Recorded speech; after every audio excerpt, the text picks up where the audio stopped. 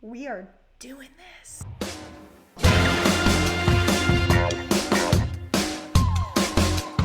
Here we are, Mikaela. This is episode 1 of the Runway to Success. This is something I think that, you and I, we've talked about a long time, but here we are, right? And so to kick things off, my name is Trey Rivera. I am the CEO of MavRec. We are an aerospace and aviation recruitment firm, but we're also private pilots, or at least trying to become private pilots too. And so with me today, we've got Mikaela Rivera, who is our director of recruitment and aspiring pilot as well. Mikaela, say hi.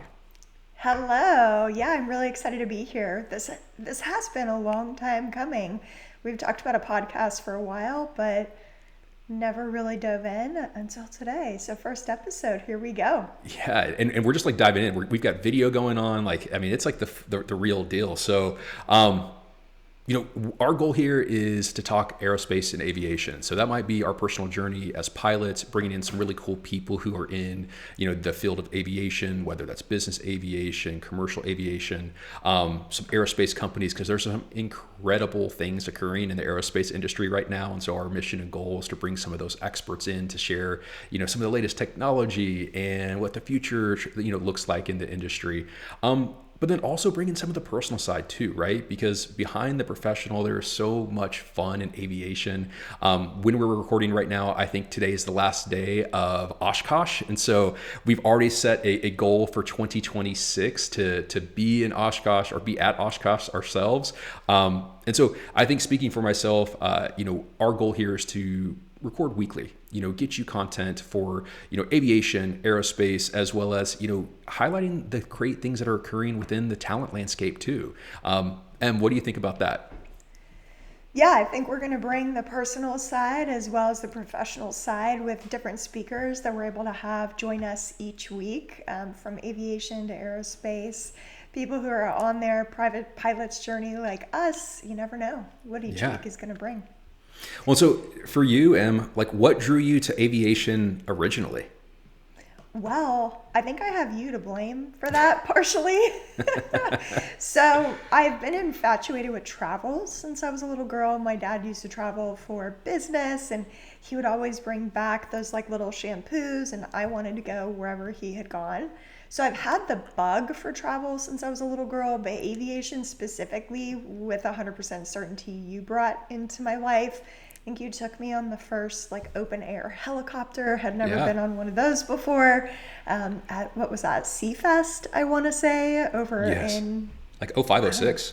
Yeah, maybe even before Melbourne, then. Florida, Cocoa, Florida, somewhere over there. So yeah, I really have you to blame for the infatuation that is aviation now. So if you haven't picked it up already, by the way, we are a husband-wife team here. So we started a company together. So we are, I think, co-workers, husband-wife, best friends, everything in between. So you're going to hear us talk a lot about our different journeys and how marriage, I think, kind of goes along with it too.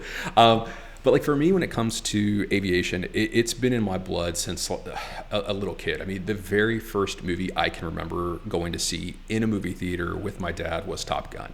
And I was probably 5 when that movie originally came out. It's been an inspiration. I remember going up in little Cessna, 172s with my dad because he has a private pilot's license. I've got an uncle who was a captain in American, a stepfather who was a pilot with Delta. Both parents at different stages of their lives were flight attendants for different carriers as well. And so just grew up around aviation, talking about it, enjoying going to air shows as a kid, seeing the Blue Angels, the Thunderbirds. I think what a lot of young people that get, kind of that catch that bug early on, it just really always set in there for me. And as life progresses, right, I think at some point in time, I was even going to be a professional pilot. I have you to thank, maybe blame for not going after that. But that's an episode in the future for sure. But very thankful for the journey of where we've come, because we get to serve the aviation and aerospace industry in such a different way, right? And I think that, when I look back to my journey to where I am today in aerospace and aviation, I've got to do some really cool things without that being necessarily like my day-to-day job of being a pilot. Whereas now we get to interact with business operations and the mechanical side, technical side of things, right? With pilots, everything in between. And so you get to really kind of understand the industry from a business standpoint as well as a passion standpoint too, which initially when I was, 5, it's not something I ever thought about.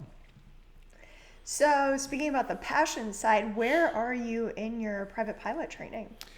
So today I completed my third lesson. So I've been working on ground school behind the scenes, but today was day 3 of actually in the cockpit, hands on the controls. And so I guess I'm sitting around about almost 6 hours of flying time now. So which is insane to me because just 3 days ago I was at 0, right? So those 6 hours, they come quickly. What about yourself? I know you're going through this process along with me. We're doing it together. Yeah, we're doing it together, but separate. I am 2.5 hours into my flight school, a little over 2.5 hours, and a little frustrated that I'm behind you, but Mother Nature, you got to be safe when it comes to making those calls for go, no go. So yeah, it's day 3. I just completed day 3 today.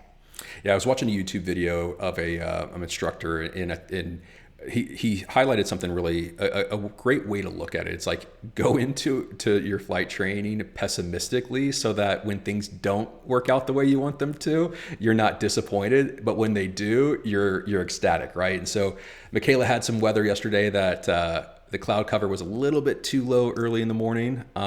So that's just kind of the way it goes. And so as you've been going through, I know today was your second day. What have you found to be the most challenging aspect of flight training so far?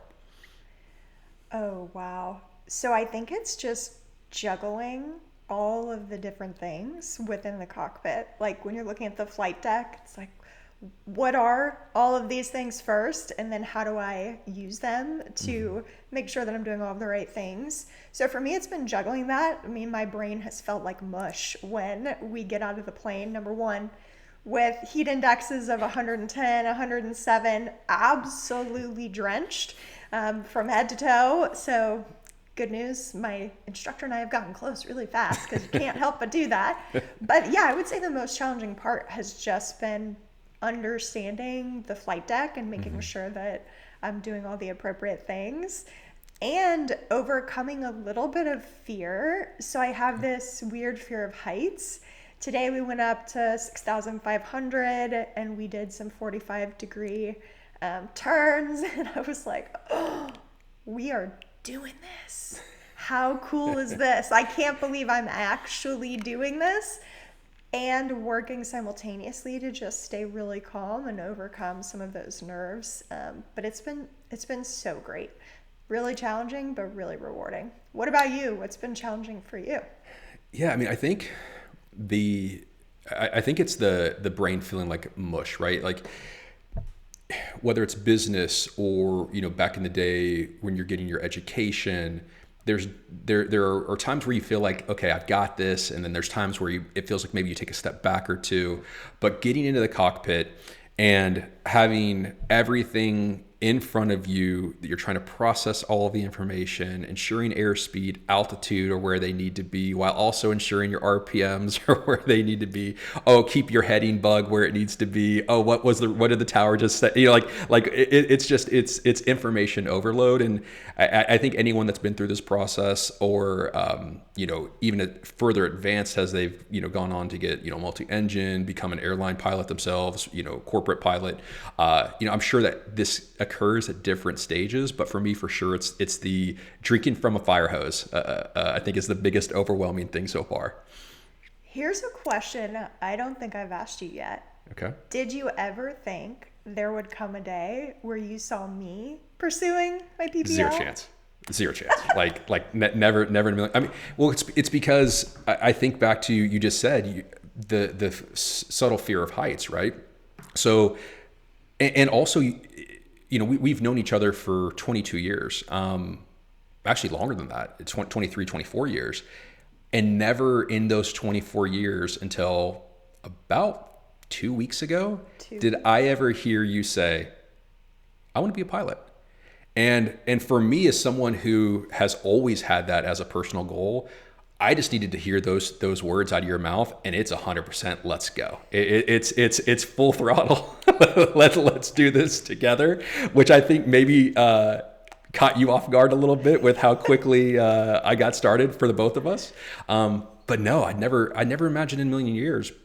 But I think what's really cool, and I'm a big believer of like everything happens for a reason, is that, you know, with me having that goal of becoming a private pilot, but never starting, almost starting a couple times, but never truly getting started, it all, I think, led us to do this process together, which is going to make it a lot more enjoyable, because we have built-in study partners. Yeah. This, if you're familiar with Colby, Trey's quick start went into high gear the moment I said, hey, I think we should both go get our privates. And here we are. I was in my discovery lesson, and I don't know how many times I said, oh my Lanta, oh my Lanta. But we're doing it. We're getting through. And now that's just my phrase when I'm getting settled in a new situation. And you know, I think back to how it kind of all came together for me, because I can guarantee you, for anybody watching, my friends, my family never would have said they could see me going for this. But I spent about a decade working in the engineering space, and in the role that I played with a senior level recruiting and HR position, we were really big on women in STEM. And as we have transitioned into the owning our own business and now working within the aviation and aerospace, I was speaking with a woman and we were talking about the Oshkosh and EAA, and I just said, I want to really be a woman in STEM. I know that I support it. I work with women who are in it each and every day, but I want to be the one who has some of that street cred, I don't know how else you would describe it, of bringing women into the space that is largely male dominated. And that's truly what's kind of driving me behind the scenes, plus my motto of do as scared, because I think we do need more women in STEM, and what a wonderful way to do it with a passion of travel and aviation. Just think of all the places we're going to get to go when we both have our PPLs. Absolutely. Well, so, you know, we talked about some of the challenging things that have occurred, and you kind of alluded to, I think, maybe one of the rewarding things that's coming from this, maybe once you finish, but up to this point, right? So you're 3 days in, you've gotten to fly 2 days, you had ground school 1 day because of weather. For you, as you look back over the last 72 hours, what has been the most rewarding aspect of this process so far for you? Besides when the wheels touch down. Honestly, I'm just so proud of myself. I think that may seem silly, but because I am in a space, I always thought I would be cheering you on from the sidelines. And each time I get in the plane, each time we get up and I'm pushing the throttle and pulling the yoke, I'm flying a plane. I'm like, yeah, I can do this. And so the fear starts to dissipate and the energy and enthusiasm starts to rise, and just this full-fledged belief in myself, which I think is really the most rewarding aspect, is you always hear people say, you can do whatever you want to, you just have to put your mind to it. But you really can do whatever you want to. And I'm on, 72 hours in, 2.7 hours of flight time. This is a marathon, not a sprint, but it's so fun. Absolutely. What about for you? What's been rewarding for you? I don't want to sound mushy here, but being able to do something that I've always been passionate about with you, right? I think that's really rewarding. And whether it's with you or it was with a friend or like a brother or sister, I think being able to do something that's challenging like this, that is that's not easy, right? Not everybody gets to become a pilot, right? You have to study, you have to understand, certain characteristics of flight in the airplane that you're training in or you're learning to fly, and you need to understand that from a safety perspective. There's just, and again, I'm so early in this, there's even things that I need to know that I don't know so far. But I think being able to do it with somebody who is a friend, it makes it that much more rewarding, because you have somebody to share the ups and the downs of the process with, right? And only other pilots understand what you're going through. So for me, that's the most rewarding. So how do you feel this passion for aviation led to founding MavRec? So, I think anytime that you can mix your profession with your passion, it's a recipe for success. And as we've been in recruiting for Mikaela's been doing this her entire professional career, but myself, I've been in recruitment for the last about 10 years. And when I think back to what led to getting involved in aerospace and aviation recruitment, it really came down to I'm already doing things outside of what I would consider work, right? In terms of the business that are in this space. And our team is really good at what they do in building relationships, connecting the right talent to the right companies, ensuring the proper match, making sure that there's that stickiness, right? So that retention piece is there, providing exceptional client service that really, I always refer to kind of that Four Seasons touch, right? And when I really started thinking about, okay, how do we kind of combine our profession, it became blatantly obvious, and I felt silly for not thinking of this before. Like, oh my goodness, why are we not just recruiting in aerospace and aviation? Because there's such a need for talent today. I mean, as you've been doing this process, Mikaela, like, what are you seeing right now in the industry? Yeah, there is a huge need for talent, both on the maintenance side of the house. Obviously at the tech level, there's just lots of people retiring, not enough people entering the industry. The pilots continues to be a big shortage across obviously the US, but internationally as well. And just huge emphasis on safety. And so the people that you're bringing into your organizations, do they have that right mindset? And are they coming in with the ability to build their teams, to fly the planes, whatever they are, at their safest capacity and capability? So yeah, just a huge focus around those two areas is what I'm seeing. Yeah, I mean, I think right now, especially from COVID, even post-COVID, right, you're seeing a tremendous demand in the, Part 135 area, right, where charter operators are, there's frankly, there just aren't enough planes and there aren't enough staff to meet demand, which is it's a unique problem to have. And so whether it's Part 135, Part 91, there's a lot of demand for leadership roles, for sales, for, you mentioned, the technical side of things, mechanics. There's such a large shortage of mechanics out there. Pilots, depending on the aircraft type, depending on the experience, right? It may be not always a shortage of necessarily of actual, pilots, but there's depending on the aircraft type, a shortage of actual experienced pilots that are capable of flying that specific type of plane, right?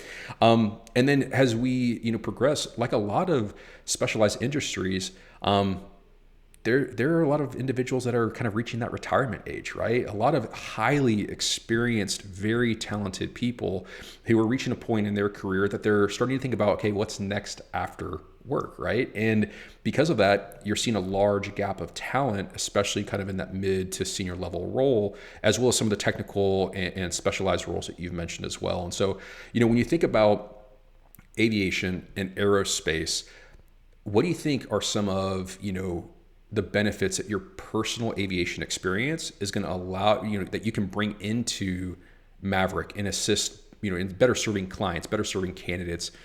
How do you think the two mix together? I always have valued understanding the industry that we're serving.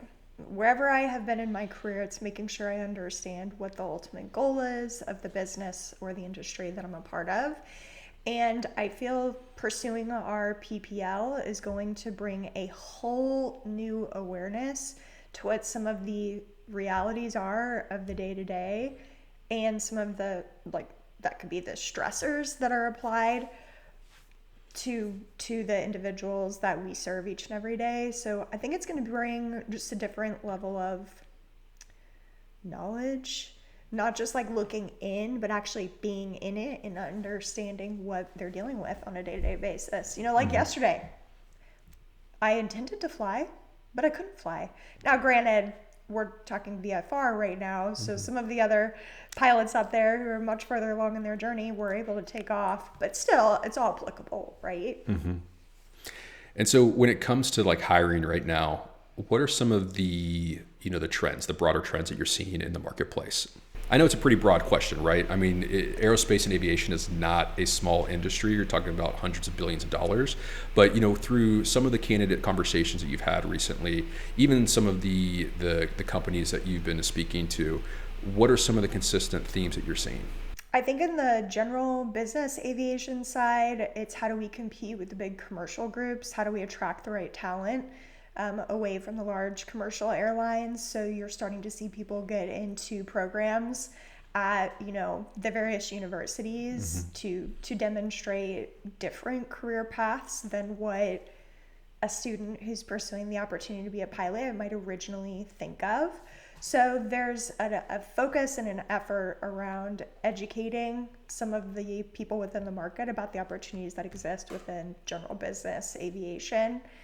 And then with that, it's how do we put together a competitive package to get these people here and in our business, and how do they understand how to deliver a different level of experience for the end user, so for the clients that we have. So it's both how do we get some of this early talent into our side of the house with general business aviation, make sure we're attracting them with the right competitive package, and then educating them on what the experience needs to look like for our end user. Mm-hmm. Well, so, this is episode 1. We have hundreds of episodes to go. So let that sink in, maybe even thousands, right? That's the intent, is that this is an infinite podcast that will be continuing for years to come. But let's talk short term. Where do you hope to be with your private pilot's license by the next episode? If my instructor has his way, pretty sure. So today we did the mock engine failure. Pretty sure next week we're going to do the stall and learn how to navigate that. So hopefully by the next episode, I will have successfully managed my way through that. And depending on how many hours I'm able to get, my instructor's in the National Guard, maybe I will have landed the plane. Wouldn't that be cool? That'd be pretty sweet. Yeah, I got close today. What about you? Where do you hope to be? I think landing obviously would be a really great accomplishment. I think every time I step into the cockpit, it's about being more confident, right? Feeling more confident behind the controls, not feeling like I'm drinking from a fire hose every single time. Better understanding of checklist, right? So a lot more memorization, so that way I'm not constantly always trying to look at checklists, look at flight controls, looking at just trying to take it all in. So maybe we'll start there. Maybe not feel just that constant feeling of overwhelm every time you step in. I don't know at what stage that goes away, but hopefully by next weekend, I feel even more confident than I felt these last few days. Yeah, I think it's just continuing to build the trust in yourself and in the aircraft. That's for sure where I'm sitting. It's like, okay, the right person with the right aircraft, we can navigate anything. And so it's trusting yourself is kind of where it all begins. So work behind the scenes. Yes, lots of studying behind the scenes. So for you, Mikaela, when you think about where we are today, this is episode 1. What can listeners expect from future episodes of The Runway to Success? For sure, they can expect more stories of our adventure getting our PPL, no doubt about it. There's going to be highs, there's going to be lows, so we'll share that with you guys. And of course, we're going to talk more about trends that we're seeing in the industry. We may focus in certain areas of the industry in different episodes. We're going to bring in guests to bring their knowledge and expertise for our listeners. So yeah, there's lots to come. This is just the beginning. Yeah, I'm going to be myself at JediQ Leadership Summit here in September. We'll both be at MBAA in October. So I would anticipate maybe some live podcasts, some on-site podcasts in those future episodes as well. But bringing you some industry leaders, industry knowledge, really taking everything that we're learning and really crowdsourcing it with everyone that's out there. So whether that's helping you hire that next individual, whether that's you, if you're looking for your next role in aerospace or aviation, let us be a resource. You can always contact us. Our email is hello@mavrec.com. You can also find us on LinkedIn. I'm Trey Rivera. there aren't many of us out there. Mikaela Rivera, I think she's one of one on LinkedIn, so you can reach out. Maybe, I don't know. You're one of one in my book. How about that? Oh, all right. perfect. Okay. But again, reach out to us. We love to be a resource, and we look forward to seeing you in the next episode. Yeah. Bye, guys. Bye.